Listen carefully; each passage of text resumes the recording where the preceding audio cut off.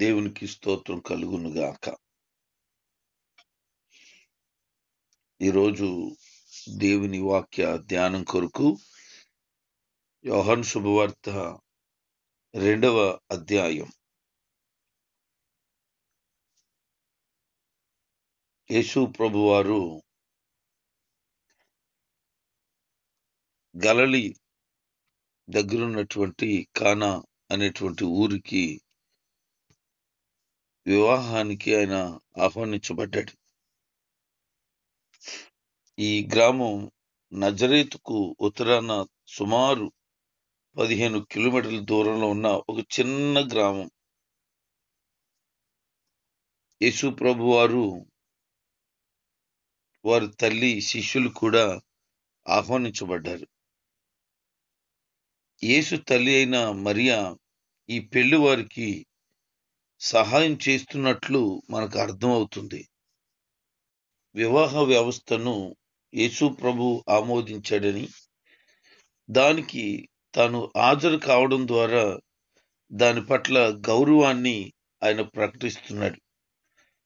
ఎబ్రీ పత్రిక 13వ అధ్యాయము 4వ వచనంలో మనం చూస్తే, వివాహము అన్ని విషయములలో ఘనమైనది అనే మాట మనం చూడగలుగుతాం.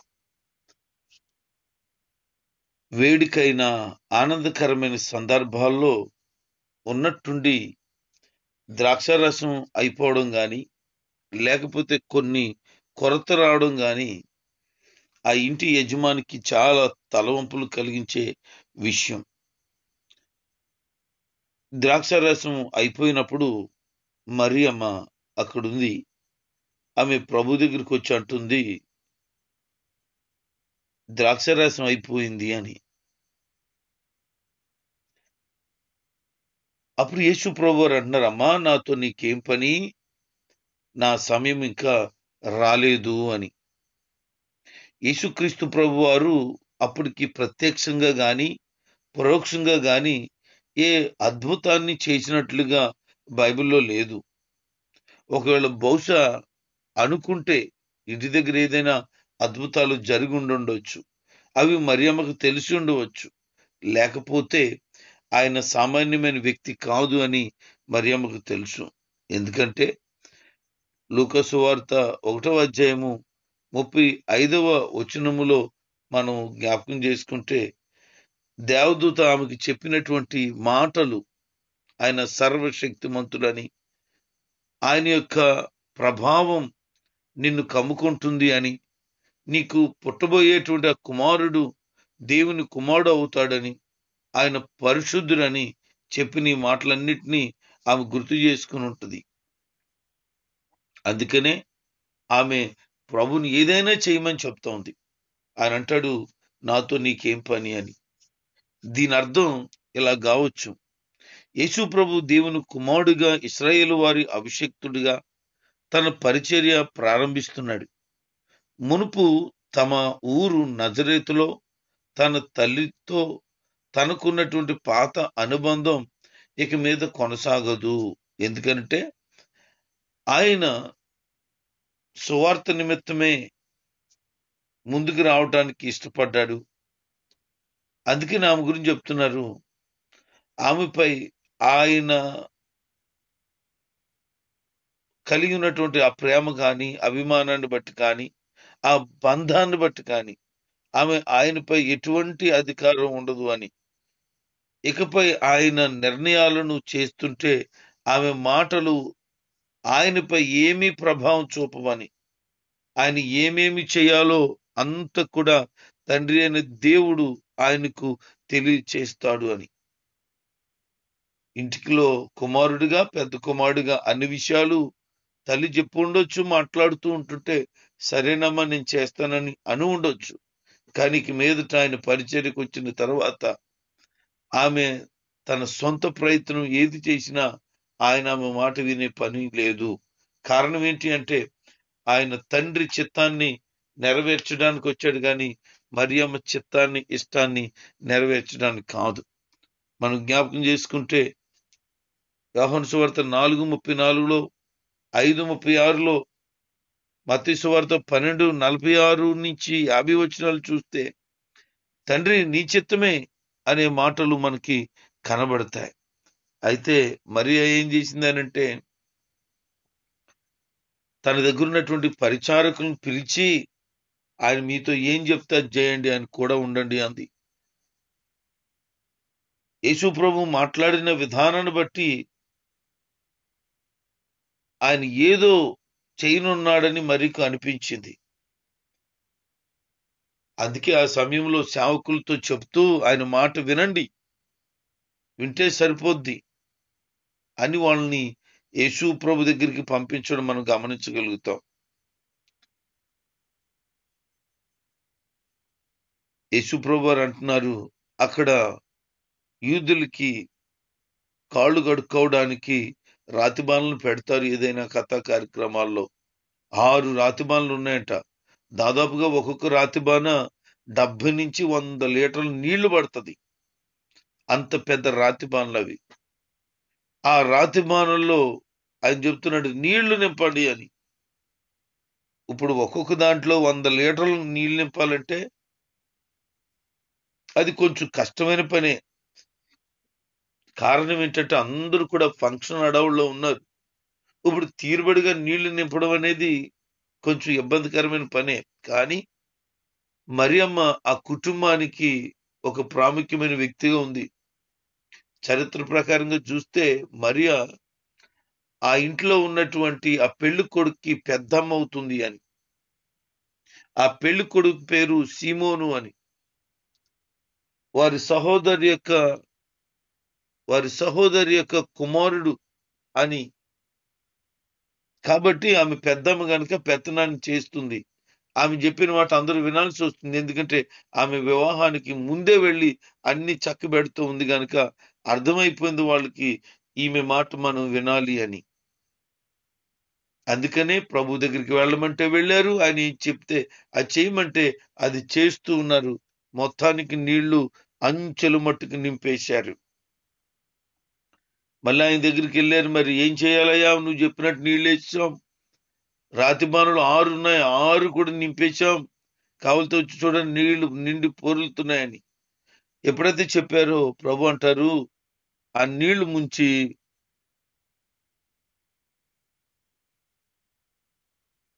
విందు ప్రధాని దగ్గర తీసుకెళ్ళండి, జనాలందరికీ వాటిని వేయండి అన్నారు.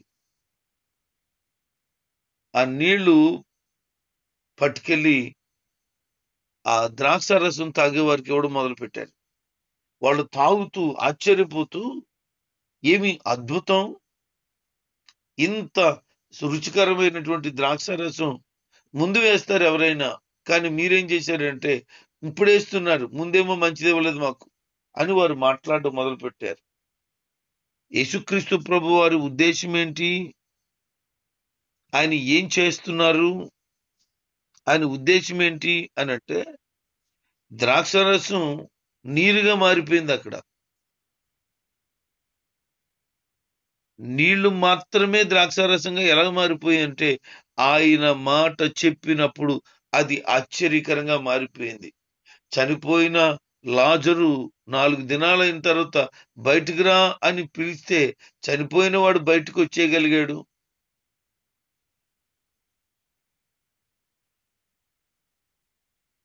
ఆయన మాట్లాడితే విస్తారమైనటువంటి చేపలు పట్టపగలు పడ్డాయి. ఎన్నో అద్భుతాలు జరిగాయి. నీళ్లు ద్రాక్షారసంగా మారవా? అది ఆయనకి పెద్ద కష్టమా? అసలు కష్టమా?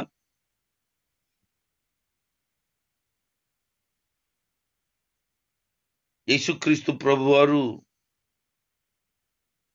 నీళ్లను ద్రాక్షారసంగా చేయడంలో చాలా మందికి చాలా రకాలైన అనుమానాలు ఉన్నాయి. యేసు ఈ ద్రాక్షారసాన్ని చేశాడంటే కొందరు విశ్వాసులు కొద్దిగా ఆందోళన చెందుతూ ఉన్నారు. అయితే ఆ రోజుల్లో భోజన సమయంలో ద్రాక్షారసం తాగడం సర్వసాధారణమైన విషయమే.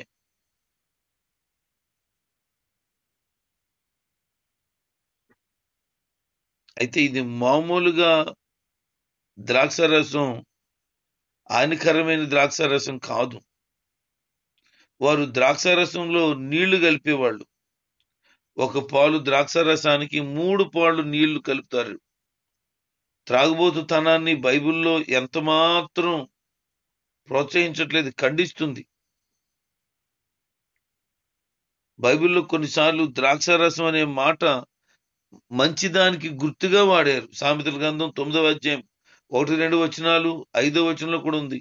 యెషయా గ్రంథం 55:1, మత్తయి సువార్త 26:37-39 వచనాలు, మత్తయి సువార్త 9వ అధ్యాయం 17లో యేసు ప్రభు సువార్తకు చిహ్నంగా కొన్ని కొత్త ద్రాక్ష రసాన్ని గురించి చెప్పాడు ఆయన.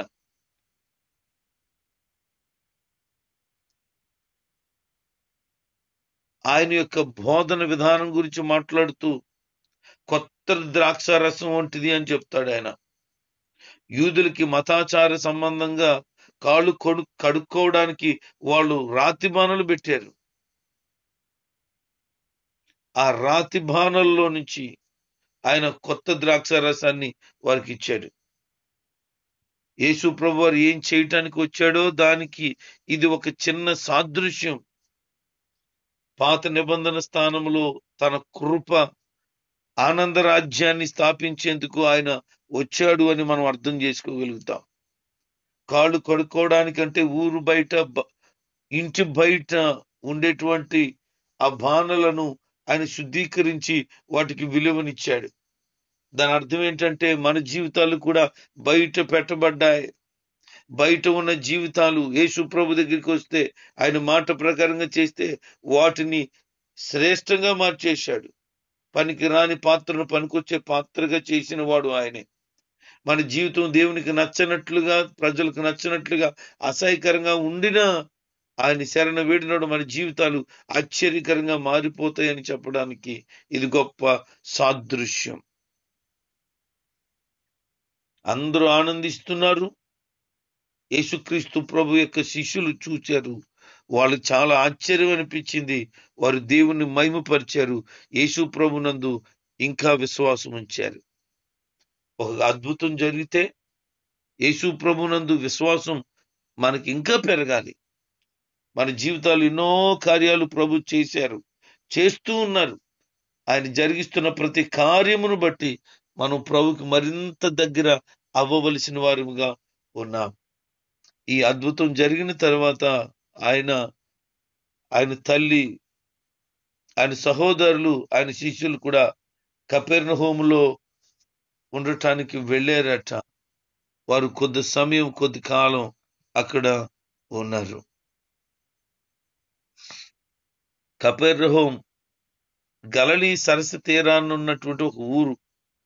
గలిలీ ప్రాంతంలో యేసు ఈ ఊర్లో నివసిస్తూ అక్కడ నుండి ఆయా చోట్లకు వెళుతూ పరిచర్య జరిగించాడు. మత్తయి సువార్త 9వ అధ్యాయము 1వ వచనం చదివితే ఆయన పడవ ఎక్కి సరస్సు దాటి తన సొంత పట్టణాన్ని చేరుకున్నాడు అని. అంటే ఆయన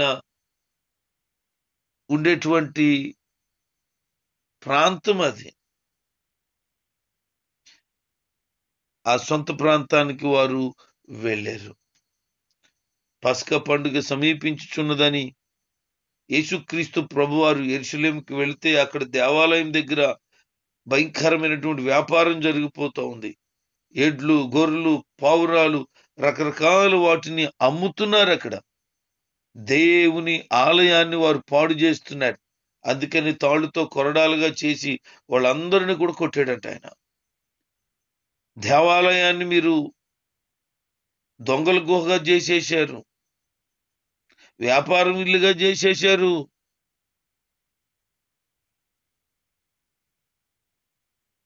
ఇది నా తండ్రి ఇల్లు, దీన్ని మీరు పాడు చేశారని కోపపడ్డారు. దేవాలయము దేవునిది. ఆయన ఆలయాన్ని ఎవడన్నా పాడు చేస్తే దేవుడు వాడిని పాడు చేస్తాడని బైబిల్ చెప్తుంది. నీ ఇంటిని గురించిన ఆసక్తి నన్ను భక్షింపజేస్తుందనే మాట యేసు ప్రభు వారికి శిష్యులు లేఖనంలో ఉన్నది వారు గమనించారు.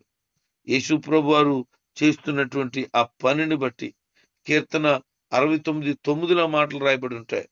నీటిని గుర్చిన ఆసక్తి నన్ను భక్షింపజేస్తుందండి. అది దావీదు రాసిన కీర్తన అయినా ప్రభుని యేసు క్రీస్తు వారు దాన్ని నెరవేర్చారు. ఆయన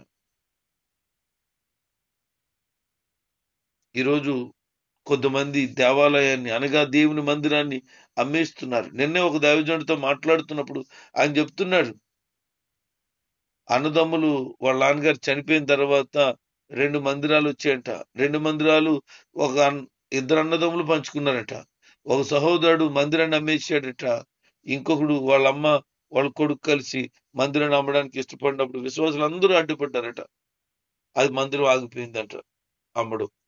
ఎంత ఘోరమండి! దేవుడు అప్పగించిన పని కొనసాగించవలసిన బాధ్యత కలిగిన వారై ఉండగా మందిరాన్ని అమ్మేస్తారా? దేవుడు ఊరుకుంటాడా?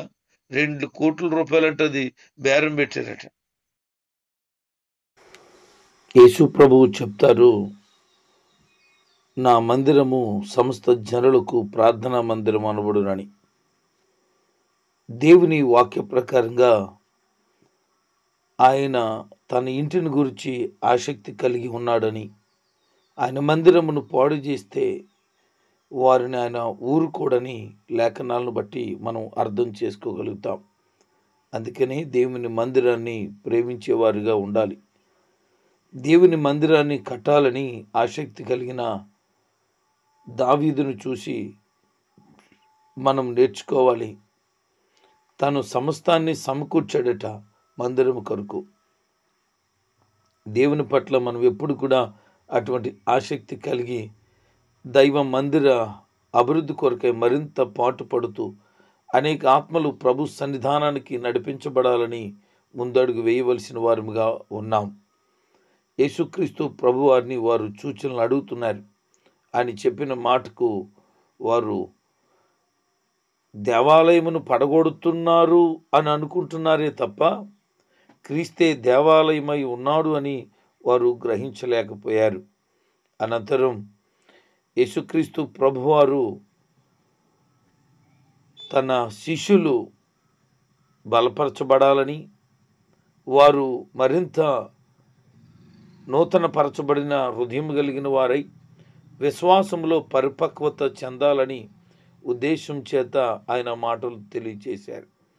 ఆయన చెప్పిన మాటలను వారు జ్ఞాపకం చేసుకుంటూ, ఆయన మృతులలో నుంచి లేచిన తర్వాత ఆ రోజు ప్రభు చెప్పారే దేవాలయం గురించి, అయితే ఆ దేవాలయం కాదన్నమాట, యేసుక్రీస్తే దేవాలయమై ఉన్నాడు అని వారు గ్రహించగలిగారు. మనం కొన్నిసార్లు చెప్పిన మాటలు వెంటనే అర్థం కాకపోవచ్చు, కానీ అది సమయం వచ్చినప్పుడు అర్థం అవుతుంది. కొంతమంది వేసిన డైలాగులు మనకు అర్థం కాదు. కొంతకాలం అయిపోయి దాని గురించి మరలా ఆలోచన చేస్తే ఓహో ఈ మాట నన్ను అందుక అన్నారు అని అర్థమవుతుంది. యేసు ప్రభువారు ఎప్పటికప్పుడే ఆయన మరణం గురించి చెప్తూనే ఉన్నాడు. ఆయన పరిచర్య ప్రారంభంలోనే చెప్పారు, నేను మరణించబోతున్నాను, 3వ దినాన పునరుద్ధానుడుగా తిరిగి లేస్తాను అని. ఆయన మాటలను మనసులో పెట్టుకోవడం వారి జీవితానికి ఒక ధన్యకరమైన విషయం. అందుకే ఆయన పునరుద్ధానుడైన తరువాత ఆ విషయాలను వాళ్ళు బహిర్గతంగా తెలియచేశారు. పస్కా పండుగ సమయం ఆసన్నం అవుతున్నప్పుడు యేసుక్రీస్తు ప్రభువారు యెరూషలేములో ఉన్నారు. దేవాలయం దగ్గర ప్రజలు అనేకులు ఆయన దగ్గరికి వచ్చినప్పుడు ఆయన అనేకమైనటువంటి సూచక్రియలు చేశాడు. అవన్నీ చూసి ఆయన్ను విశ్వసించి వారు ప్రభువుని అంగీకరించి ఉన్నారు. అయితే చాలామంది ఆయనకు ముందుకు రావాలని, వారి విషయాలేంటో చెప్పాలని ఆలోచన కలిగారు, కానీ అందరి హృదయములు ఎరిగిన వాడు ఆయన ఎవరి గురించి మాట్లాడని లేదు. ఆయన వారిని మౌనంగా ఉండమన్నాడు. హృదయ రహస్యాలను ఎరిగిన దేవుణ్ణి మనం కలిగి ఉన్నాం. ఒకవేళ నీ జీవితంలో బయటికి చెప్పుకోలేక లోపలే బాధపడుతూ వేదన పడుతూ మదన పడిపోతున్నావేమో, అయితే ప్రభు తెలియచేస్తున్నాడు, నాకు హృదయాంతరంగము తెలుసు. ఆయన బాగుగా పరిశీలన చేయగలిగిన దేవుడు గనక నీ హృదయంలో ఉన్న ప్రతి వేదన ఆయన తీసివేసి నీకు నెమ్మదిని సమాధానమును ఇవ్వటానికి ఇష్టపడుతున్నాడు. వాక్యానుసారంగా జీవించండి. ప్రభు మీ జీవితాల్లో అద్భుతమైన కార్యాలు జరిగిస్తాడు. నీళ్లను ద్రాక్షారసంగా మార్చిన దేవుడు, ఆ ద్రాక్షారసమట పూర్తిగా అయిపోయాయట, తన దగ్గర ఇంకేమీ లేవంట. వాళ్ళు ఏమీ లేదని భయపడి బాధపడినప్పుడు దేవుడు మరలా సమృద్ధినిచ్చాడు. ఈ రోజున నీ దగ్గర ఏమీ లేకుండా అయిపోయావా? దేవుడు నీకు గొప్ప సమృద్ధిని ఇవ్వబోతున్నాడు. విశ్వాసంతో ఉండు, ప్రభులో సాగు, ఘనమైన కార్యాలు తప్పకుండా చూస్తాం.